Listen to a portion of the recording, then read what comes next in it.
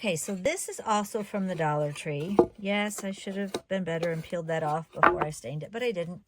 So anyway, all right, so this is going to be, I think what I'm going to use this for instead of a tray, I think I'm going to use it to hang on the wall and be a shadow box. And hopefully she has a little trinket or something from Texas that she can sit on this shadow box on her wall. So I'm going to put this little yeehaw to the back, and I've measured this, and it is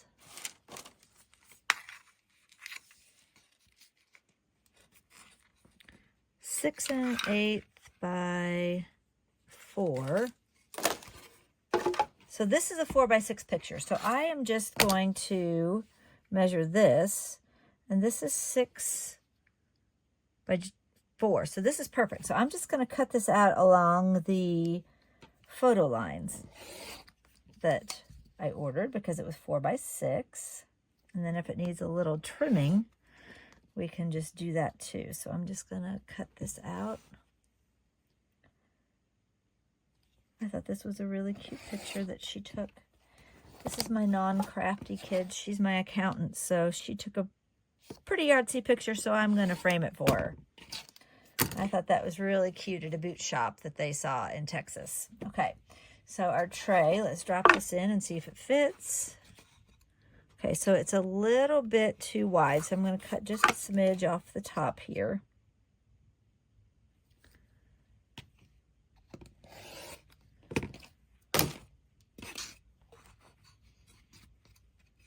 Now that's perfect. All right, so that'll be really perfect. So let's Mod Podge this in.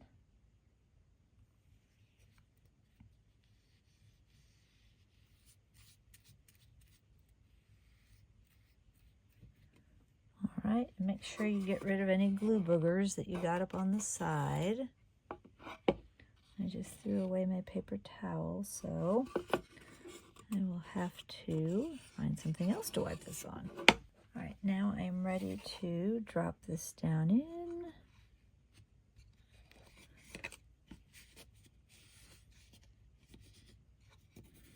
Just press down all the edges. That's the important part, to make sure that the edges get pressed down.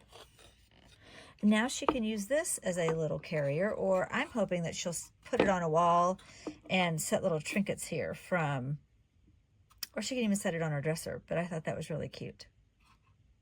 Cute fast. See you in the next video.